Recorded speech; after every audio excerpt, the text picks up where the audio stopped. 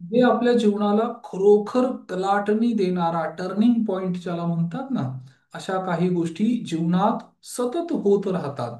आणि जर होत नसतील तर अशा काही प्रोसेसेस आहेत जे आपल्याला आपल्या जीवनामध्ये इच्छित परिणाम आउटकम देण्यासाठी मदत करतात. राईट. आता यामध्ये सर्वात महत्वाचं कनेक्शन काय आहे? स्वतः बरोबर कनेक्ट होणं. स्वतः बरोबर.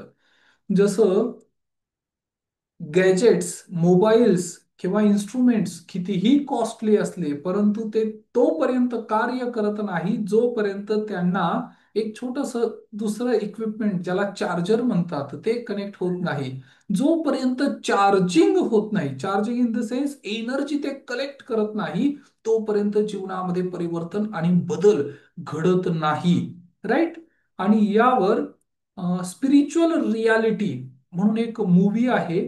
आता ही मूवी जी आहे स्पिरिच्युअल रियालिटी, आध्यात्मिक सत्य, ही मूवी ऑक्सफर्ड युनिव्हर्सिटीचा पार्ट आहे. ऑक्सफर्ड युनिव्हर्सिटी त्यामध्ये विद्यार्थ्यांना त्यांच्या अभ्यासक्रमात करिक्युलम मध्ये ह्या गोष्टी शिकवल्या जातात.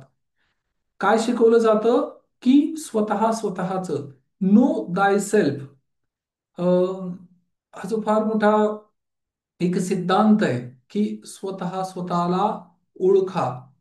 आणि एक फार मोठे ग्रीक तत्वज्ञ त्यांनी हा रिसर्च किंवा सर्च केला होता.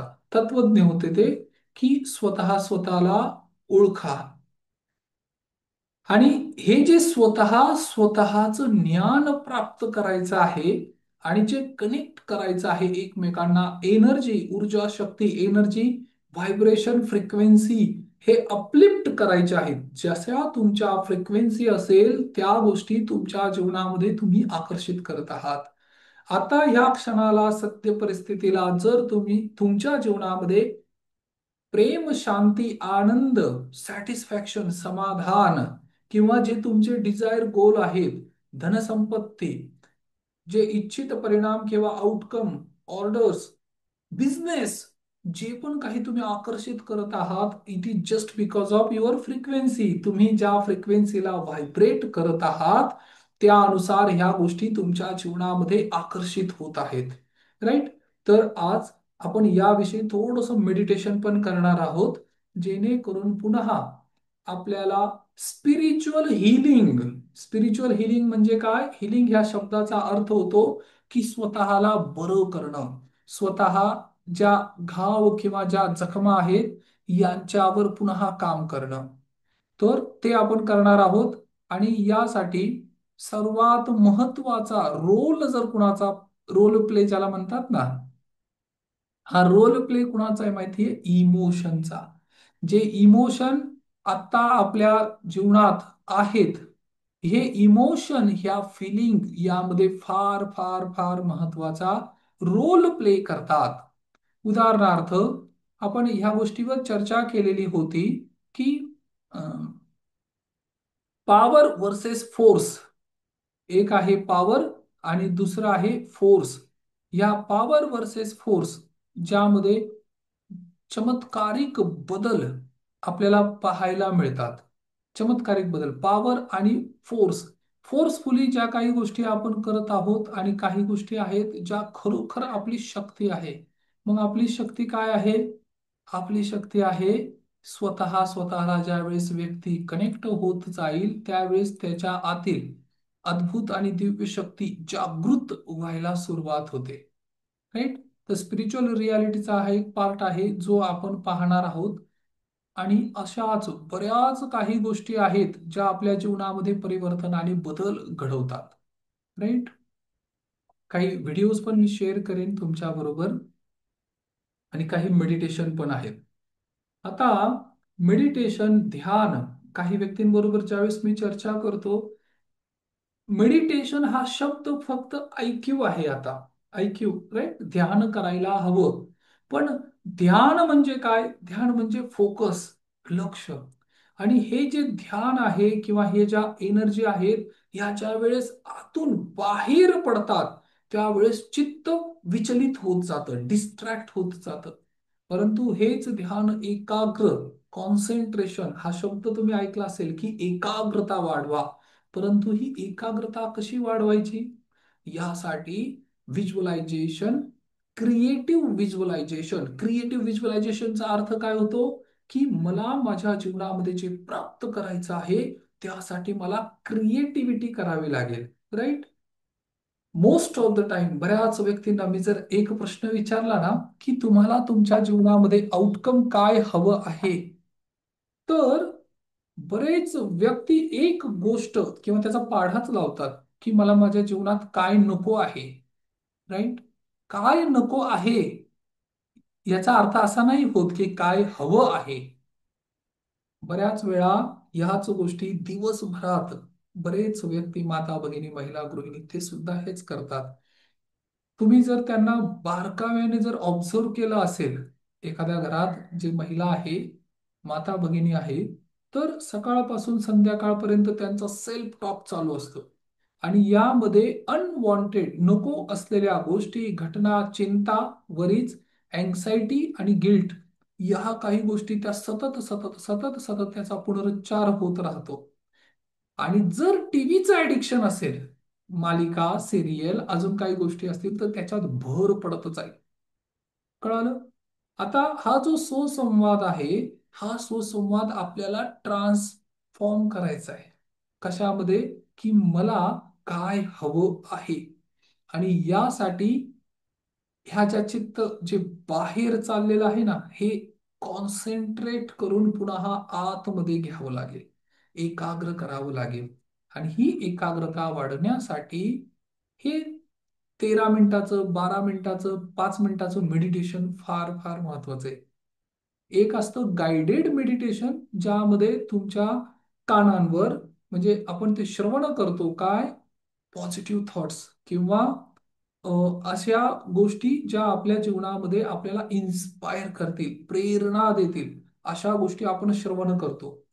इवन हा प्रयोग जर तुम्ही करून पाहिला असेल, की फक्त सूर्यनमस्कार करणे आणि म्युझिकल सूर्यनमस्कार करणे, याच्यामध्ये सुद्धा खूप फरक पडतो. कारण त्या म्युझिक आतमध्ये बॅकग्राऊंड तयार करतात.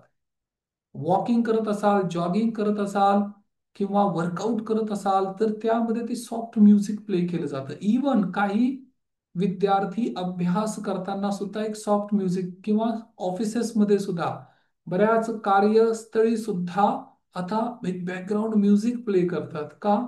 कारण अंतर्मनात जी बडबड चाललेली आहे ना, बॅक ऑफ द माइंड, ती शांत करण्यासाठी, ती थांबवण्यासाठी ह्या संगीत किंवा म्युझिक याचा एक फार मोठा रोल प्ले होतो. राईट? आता ह्या सर्व गोष्टी प्रॅक्टिकल आहेत, ज्या आपल्याला दररोजच्या रुटीनमध्ये फॉलो करायच्या आहेत. प्लस जे इमोशन आपण डिस्कस करत आहोत, प्रत्येक इमोशनची एक फ्रिक्वेन्सी आहे. ज्या वेळेस तुम्ही ग्रॅटिट्यूड मध्ये असता, आभार प्रकट करण्याच्या स्थितीमध्ये असता, त्यावेळेस तुम्ही हायर व्हायब्रेशनला, हायर फ्रिक्वेन्सीला व्हायब्रेट करत असतात आणि एक एनर्जीचा फ्लो आपल्या जीवनामध्ये निर्माण करता. एनर्जी. राईट? आता ह्या ज्या एनर्जी आपण निर्माण करणार आहोत, या गोष्टी जीवनामध्ये परिवर्तन आणि बदल घडवतात. राईट? म्युझिकल एक्सरसाइज हा एक महत्वाचा पार्ट आहे. दुसरी गोष्ट, ज्या फ्रिक्वेन्सीला तुम्हाला व्हायब्रेट व्हायचं आहे, त्यासाठी तुम्हाला शांत ठिकाणी बसून प्रथम तीन तीन पद्धती याच्यात. एक, थिंक इट, म्हणजे पहिल्यांदा विचार करावा लागेल की खरोखर मला माझ्या जीवनात काय हवं आहे. आणि काय हवं आहे याच्या आधी तुम्हाला अनालिसिस करावं लागेल की आता सध्या माझी परिस्थिती काय आहे. सध्याच्या स्थितीला माझ्या जीवनामध्ये जे प्रमुख 4 क्षेत्र आहेत, हेल्थ, रिलेशन, करिअर आणि मनी, यामध्ये मी स्वतःला किती मार्क्स देईल? 10 आउट ऑफ, म्हणजे आउट ऑफ 10 मी किती मार्क देईल? जर एखादा व्यक्ती हेल्थ संदर्भात काही क्रोनिक डिसीज असेल, तर तो 2 किंवा 3च देईल. परंतु ह्या 3 पासून जर त्याला 8 किंवा 9 पर्यंत पोहोचायचं असेल, तर मग आता त्याला फोकस करावं लागेल की मी काय काय करू शकतो. राईट? पहिल्यांदा ह्या 4 गोष्टी महत्वाच्या आहेत: हेल्थ, रिलेशन, करिअर आणि मनी. मल्टिप्लाय, गुणिले FTBA, फिलिंग, थॉट, बिलीफ आणि ऍक्शन. म्हणजे ह्या चार पार्ट झाले. आणि याचे ह्या चार महत्वाच्या कॅटेगरीज म्हणता येईल, किंवा एनर्जी व्हायब्रेशन मेजर करण्याचं साधन, मोजमाप, मापदंड. मापदंड म्हणजे ज्याच्याने आपण मोजणार आहोत. कळालं? तर ते महत्वाचं आहे की आपण आता आपली फ्रिक्वेन्सी आपण कुठे व्हायब्रेट करत आहोत हे मोजण्यासाठी FTBA हे प्रमाण आहे. कळालं? HRCM multiply by FTBA. आणि याच्यावर तुम्हाला काम करायचंय. काम करायचंय म्हणजे काय करायचं, की आता अनालिसिस करायचं आहे की सध्या स्थितीला मी कुठे आहे. आणि जर तुम्ही हे केलं तर परिवर्तन आणि बदल घडेल. फक्त काही ऐकलं पण आचरणात नाही आणलं तर बदल नाही घडणार. बरेच व्यक्ती पहाटे 5 वाजता आस्था चॅनल लावून पाहत बसतात. त्यामध्ये रामदेवजी महाराज योगा करत असतात, प्राणायाम करत असतात, आणि हे व्यक्ती प्रवचन ऐकत असतात. प्रवचन इन द सेन्स की ते श्रवण करतात, परंतु त्याच्याने बदल नाही घडणार. त्यांच्याबरोबर तुम्हाला कपालभाती करावं लागेल, अनुलोम विलोम करावं लागेल, भस्त्रिका प्राणायाम करावा लागेल, सूर्यनमस्कार करावे लागतील. कळालं?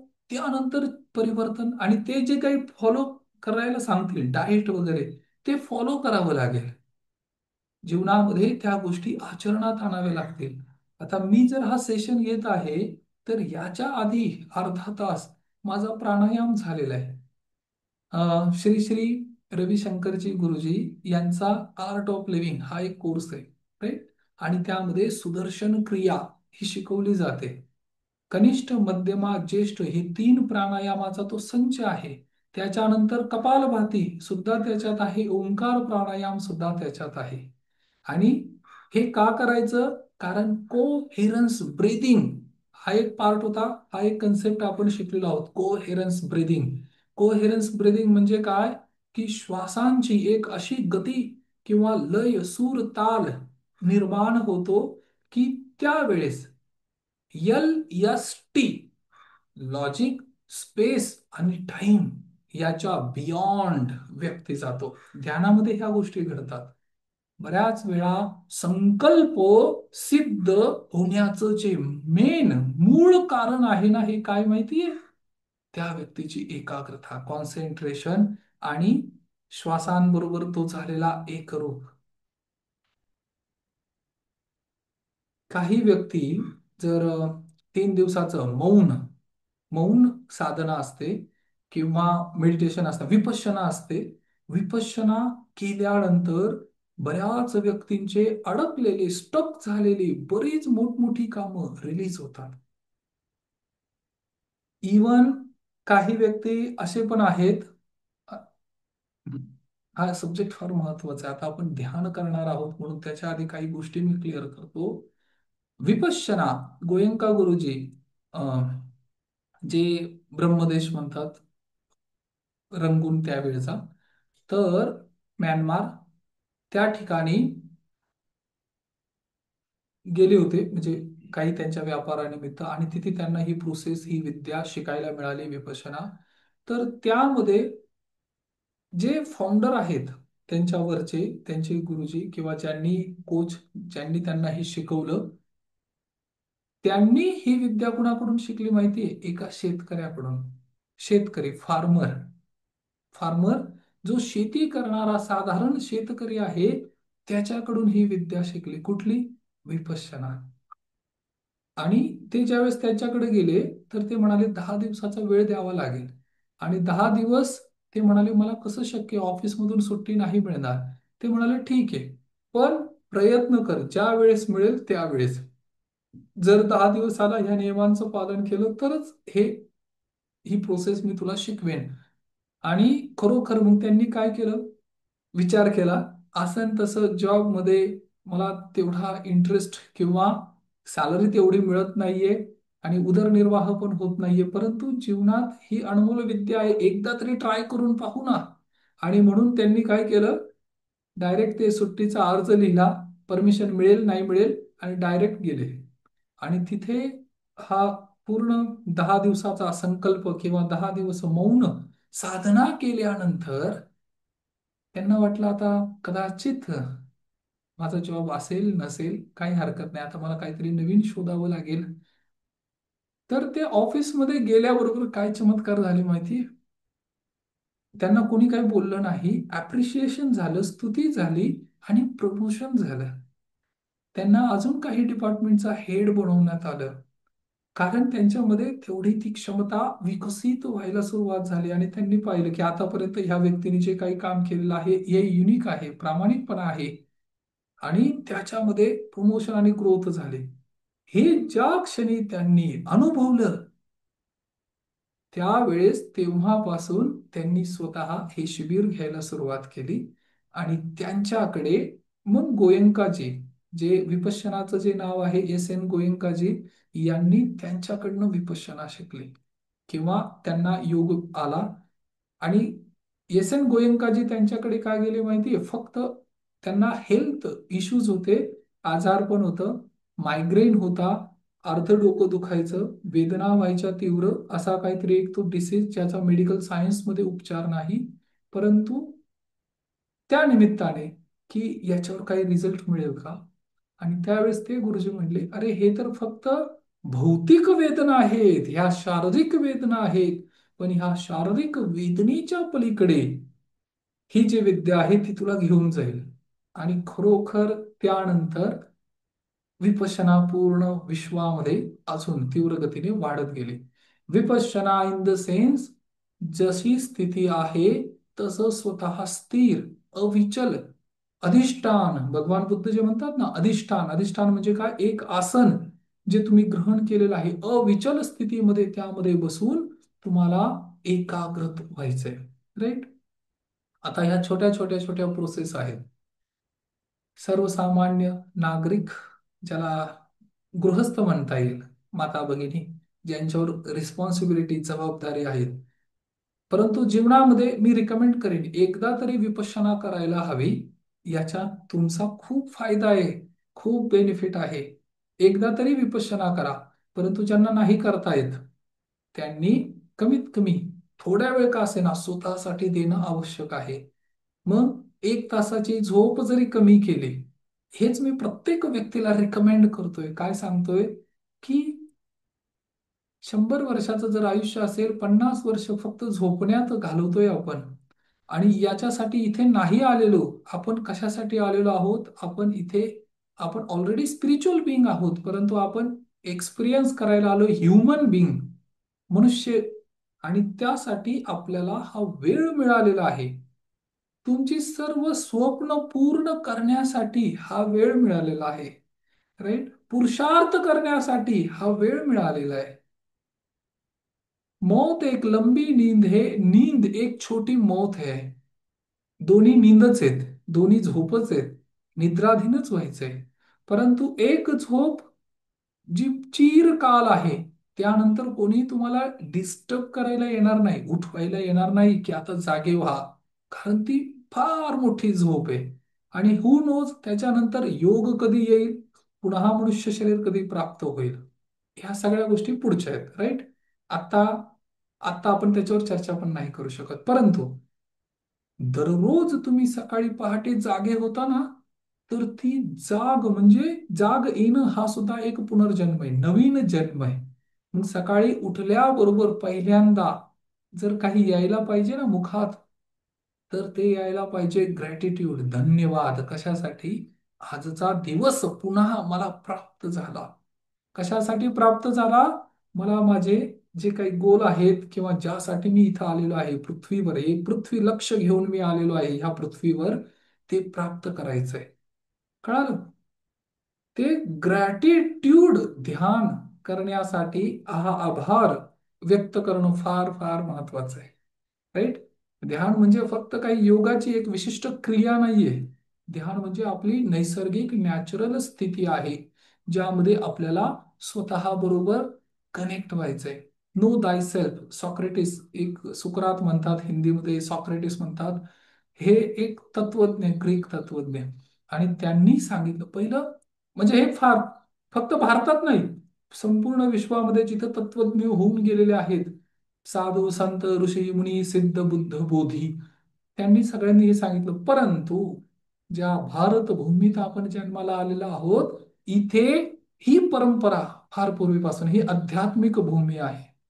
ह्या भारत या राष्ट्रात जन्म होणं हे सुद्धा फार मोठं पुण्य संचय आहे म्हणून प्राप्त झालं. सर्वांना ह्या गोष्टी नाही कळत. म्हणजे कृपा होणं गोष्ट वेगळी आहे आणि त्या कृपेची जाणीव होणं गोष्ट वेगळी आहे. ब्लेसिंग आणि काउंट ऑफ ब्लेसिंग. आणि ज्या क्षणी तुम्ही ब्लेसिंग काउंट करायला सुरुवात करतात ना, ब्लेसिंग माझ्यावर किती उपकृत आहे, मी किती दया झालेली आहे, किती कृपा झालेली आहे, त्यावेळेस त्या कृपाची, ब्लेसिंगची संख्या वाढायला सुरुवात होते आपोआप. राईट. जाणीजे अंतरंग आपुल्या आत्म्याचा, परमेश्वर जिथे बैसला निवांत होता, ऐसे ज्ञान दुविधा नष्ट होते, चराचरी होते सोयरिक. हा, परंतु त्यासाठी आधी आतमध्ये एंटर करणं गरजेचं आहे. हे फाउंडेशन आहे. हे फाउंडेशन आहे. बाकी सगळ्या विद्या, बाकी सगळं ज्ञान आहे, परंतु एक विद्या ज्याला राजविद्या म्हणतात. भगवद्गीतेचा 9वा अध्याय जर तुम्ही वाचला असेल, नसेल वाचला तर वाचा, फार महत्वाचा आहे. राजविद्या, सगळ्या विद्यांची राजा काय? आत्मज्ञान. नाना शास्त्र पठेन नाना दैवत पूजनम, आत्मज्ञान विना पार्थ सर्व कर्म निरर्थकम. कितीही मोठे पंडित झालात तरी सुद्धा आत्मज्ञान जोपर्यंत स्वतःला कनेक्ट होत नाही, तोपर्यंत ह्या सगळ्या गोष्टी निरर्थकच आहेत, शून्य आहेत. राईट. तर ही जी प्रोसेस आहे ही आपल्याला करायची आहे. आपल्याला स्वतःला कनेक्ट व्हायचे. मी पुन्हा सगळ्यांना विनंती करेन, जर हा रेकॉर्डेड व्हिडिओ तुम्ही ऐकत असाल किंवा आता तुम्ही प्रेझेंट आहात, परंतु स्वतःसाठी 1 तास स्वतःला ओळखण्यासाठी द्या. आरशामध्ये जो व्यक्ती दिसतो ना, त्या तो व्यक्ती आणि त्याच्या आतमध्ये अंतरंग, अंतर्मनामध्ये बाह्य स्वरूप तर तुम्हाला दिसतंय, परंतु तो व्यक्ती खरोखर किती सुंदर आहे हे तुम्हाला कधीही रिअलाइज होईल ज्यावेळेस तुम्ही अंतरंगात पोहोचाल, हृदयात पोहोचाल, आणि त्यावेळेस खरोखर जाणीव होईल की हे मनुष्य शरीर देव दुर्लभ का आहे. आणि याच्याविषयी जर अजून इन्फॉर्मेशन पाहिजे असेल ना, तर श्री प्रेम रावत जे, हे सुद्धा तुम्ही गुगलवर टाईप करा. श्री प्रेम रावत हे पीस अँबॅसेडर आहेत. ज्या काही गोष्टी मी आता तुम्हाला सांगतोय ही मी त्यांच्याकडून शिकलेलो आहे. बऱ्याच व्यक्ती आहेत, साधू आहेत, ज्यांच्याकडून हा योग आला. परंतु आता हे ज्ञान तुमच्या माध्यमातून किंवा जे कोणी ऐकत आहात ह्या टेक्नॉलॉजीच्या माध्यमातून त्या गरजू युवकांपर्यंत किंवा त्या माता भगिनी, महिला गृहिणी ज्या आहेत त्यांच्यापर्यंत हे पोहोचणं गरजेचं आहे. यामध्ये एक गोष्ट महत्वाची, याला डिवाइन प्लॅनिंग म्हणतात. Divine planning. डिवाइन प्लॅनिंग हे भाग्यापेक्षा मोठे आहे. Divine planning. डिवाइन प्लॅनिंग म्हणजे काय? दैवी योजना. भाग्यात असेल किंवा नसेल तर मला प्राप्त होईल असं नाहीये. म्हणजे भाग्य कृपा करेल आणि मग मिळेल असं पण नाही. डिवाइन प्लॅनिंगचा अर्थ इथे प्रत्येक व्यक्ती डिवाइन आहे. दैवी योजनेनुसार प्रत्येक व्यक्ती संपन्नच आहे, समृद्धच आहे. प्रत्येकासाठी इथे सगळं काही भरपूर आहे. फक्त ती घेण्याची कला माहिती नाही. आज प्रत्येक आई वडील यांना आपल्या मुलांप्रती काळजी वाटते, चिंता वाटते, बरोबर?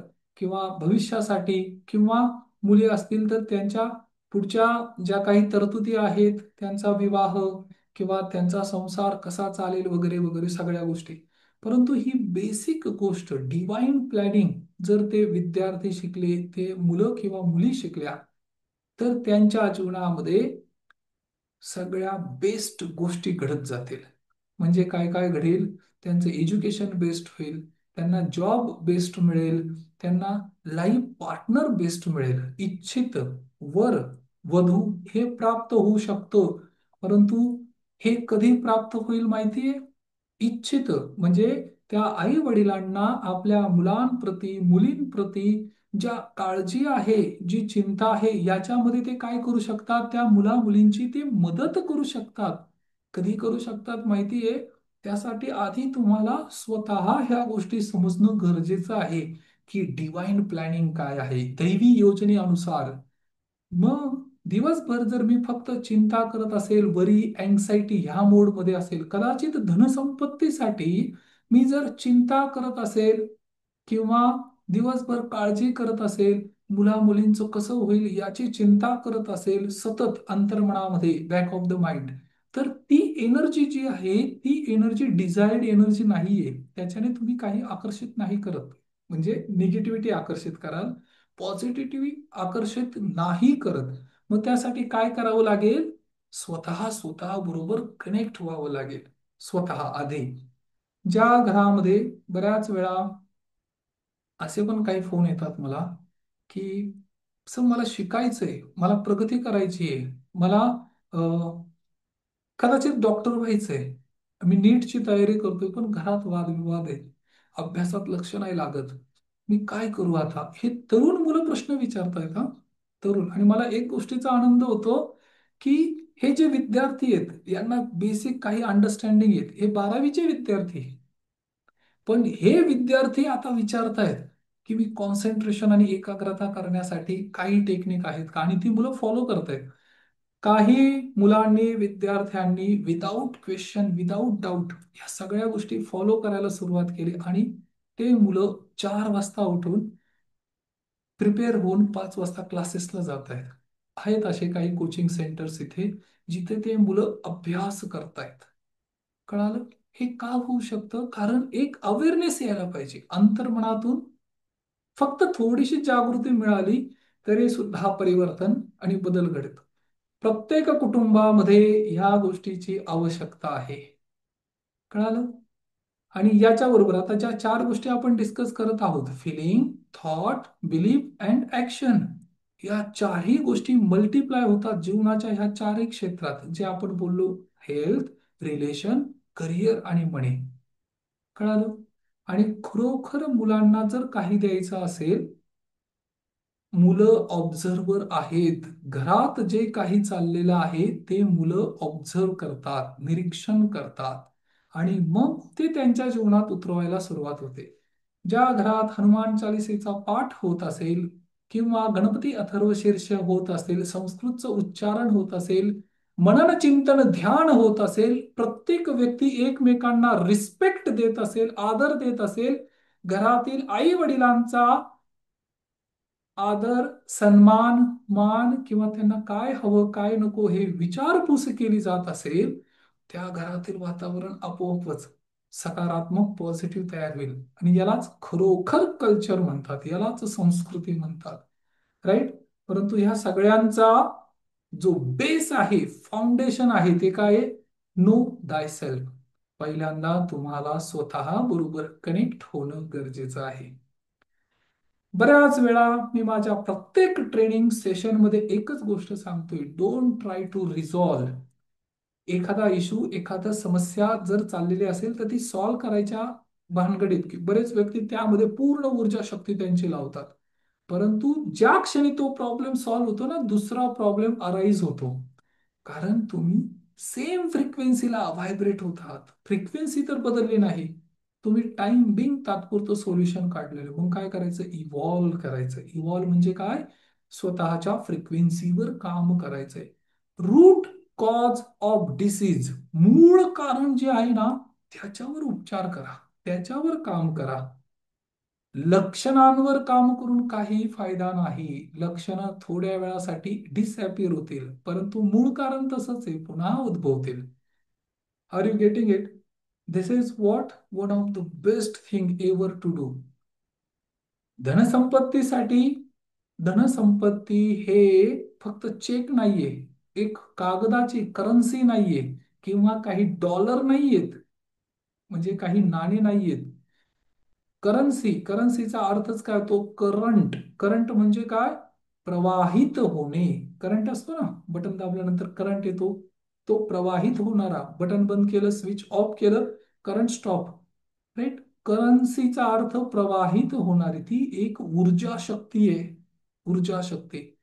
आणि जर तुमच्या जीवनामध्ये ती करन्सीचा फ्लो जर हवा असेल, तर आपल्याला आपली करन्सी किंवा जी म्हणजे ऊर्जा शक्ती आहे, जी एनर्जी आहे, ती त्या फ्लो मध्ये कन्व्हर्ट करावी लागेल. राईट. धनसंपत्तीसाठी सुद्धा हेच आहे. जर ग्रॅटिट्यूड भाव असेल, छोटा पैसा असो किंवा मोठा पैसा, पैसा पैसाच असतो. काही लोक 10 रुपयाला व्हॅल्यू देत नाहीत, काही लोक 100 रुपयाला व्हॅल्यू देत नाहीत, काही लोक 1 रुपयाला व्हॅल्यू देत नाहीत. कंजूस व्हा असं नाही म्हणत आहे मी, परंतु जो पण रुपया तुमच्याकडे येत आहे ना, त्याला विथ आदर, रिस्पेक्टने रिसीव करा. त्याच्यावर सुद्धा प्रेम करणं गरजेचं आहे. ज्या वेळेस तुम्ही म्हणता ना, खरोखर I love money, money loves me, मी पैशांवर प्रेम करतो आणि पैसा माझ्यावर प्रेम करतो, असं ज्या वेळेस तुम्ही अफर्मेशन देता, त्यावेळेस ती फ्रिक्वेन्सी मॅच होते. राईट. एक गरीब व्यक्ती एका साधूला म्हणाला, एक उदाहरण आहे छोटस, एक गरीब व्यक्ती साधूला म्हणाला, तुम्ही तर दररोज परमेश्वराशी कम्युनिकेशन करता, चर्चा करता, प्रार्थना करता, तर परमेश्वराला सांगा ना की याच्याकडे पण जरा बघ म्हणून, याच्याकडे काही नाही राहिलंय आता, मला भिक्षा मागून गुजराण करावी लागते, जरासं सांगा ना. ते साधू म्हणाले, ठीक आहे, सांगतो, विचारतो आणि संध्याकाळी तुला पुन्हा सांगेल. आणि तेवढ्यात एक धनवान व्यक्ती होते, आणि ते धनवान व्यक्ती साधूंना पाहून नमस्कार केला, प्रणाम केला, आणि ते म्हणाले, साधूंनी विचारलं, तुझं कसं चाललंय? माझं सगळं काही चांगलंय, माझं सर्व काही आनंदात आहे, परमेश्वराची खूप कृपा आहे. परमेश्वराला सांगा आता, मी खूप म्हणजे समाधानी आहे, संपन्न आहे, आता मला काही आवश्यकता नाहीये. म्हणजे जे काही आहे माझ्याकडे पुरेसं आहे, आता मला नाही दिलं तरी चालेल. आणि ज्या वेळेस त्यांनी कम्युनिकेशन केलं, चर्चा केली, त्यांचा संवाद झाला, तर भगवंताने काय सांगितलं, तो जो गरीब व्यक्ती आहे ना, त्याला जाऊन सांग की आभार प्रकट कर. शुक्राना, शुक्रानाचा अर्थ होतो धन्यवाद द्यायला सुरुवात कर, ग्रॅटिट्यूड एक्सप्रेस कर, कृतज्ञता व्यक्त कर, जे आहे त्याच्यासाठी. आणि त्या धनवान व्यक्तीला म्हण, जर तुला आता पुरेसं झाले तर तू आभार प्रकट नाही केले तरी चालेल. म्हणजे जो धनप्रवाह जर तुझ्याकडे वाटत असेल की खूप येतोय, सांभाळला जात नाही, तर तो स्टॉप होईल. ज्या वेळेस हे साधू जाऊन त्या व्यक्तीला म्हणाले, गरीब व्यक्तीला, की अरे तू परमेश्वराला धन्यवाद दे, आभार प्रकट कर, तर तो म्हणाला, मी कशासाठी आभार प्रकट करू, माझ्याकडे तर काहीच नाहीये, आणि काहीच नसताना मी कसं काय बरं धन्यवाद देईल? आणि मग साधूला कळालं याची ही स्थिती का आहे. आणि धनवान व्यक्तीकडे गेला, त्याला म्हणाले, जर तुला हे आता जास्त होत आहे सगळं, हे सांभाळलं जात नाही, तर एक काम कर, धन्यवाद देऊ नकोस. ते म्हणाले, धन्यवाद कसं काय नको देऊ, माझा प्रत्येक श्वास सुद्धा त्याचीच देणगी आहे, त्याचीच कृपा आहे, मग मी धन्यवाद का नको देऊ?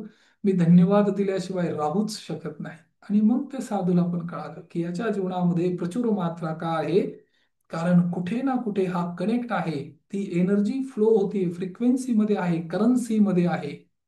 राईट. आपल्याला आपल्या दृष्टीने आता असं वाटतं की हा व्यक्ती वाईट आहे, याच्याकडे एवढा पैसा, हा व्यक्ती प्रामाणिक आहे, याच्याकडे कमी पैसा, परंतु हे फक्त आपण आपल्या म्हणजे दृष्टिकोनातून किंवा ज्या ज्ञानाने आहे, मर्यादित ज्ञानाने आपण ते ऑब्झर्व करत आहोत. परंतु पैशांचे, करन्सीचे स्वतःचे नियम आहेत, आणि ह्या नियमानुसार ते काम करेल. राईट. तर आता आपण एक छोटस मेडिटेशन करूया. हे मेडिटेशन करणं एक गरजेचं आहे. पाठीचा कणा, मान, डोके सरळ रेषेत ठेवून बसायचं आहे. खुर्चीवर बसून जर करत असाल तर दोन्ही पाय जमिनीवर समांतर असणं गरजेचं आहे. क्रॉस करून बसू नका. असे क्रॉस करून बसतात ना बरेचसे व्यक्ती, तर आता सरळ बसायचंय. जर खुर्चीवर बसून करणार असाल तरुण असाल तर पद्मासनात बसा. राईट. थोडं थोडं थोडं हे मेडिटेशन करा. सुरुवात करा. आणि 3 दिवसाचा एक सेशन मेडिटेशनचा, फक्त ध्यानाचा, ध्यान ज्यामध्ये फक्त आपल्याला ध्यान करायचंय, असा एक सेशन आपण घेऊया. कदाचित 2 दिवस, 3 किंवा 2 दिवस. हा, 2 दिवसाचा एक सेशन ज्यामध्ये फक्त 12 तास मेडिटेशनच करायचंय. 12 तास इन द सेन्स म्हणजे ठीक आहे, थोडीफार चर्चा होईल, परंतु बाकी व्यक्ती मौन राहतील. आणि जर काही मला एक्सप्लेन करायचं असेल तर मी फक्त त्यामध्ये थोड्याशा गोष्टी त्या एक्सप्लेन करेल. अदरवाईज आपण सगळेजण मिळून ध्यान करणार आहोत. असा एक 2 दिवसाचा सेशन घेऊया. एक म्हणजे ओळख तर निर्माण होईल की खरोखर हे जग, ध्यानाचं विश्व किती मोठं आहे. राईट. तर आता आपण मेडिटेशन करूया. Right. I will stop my video.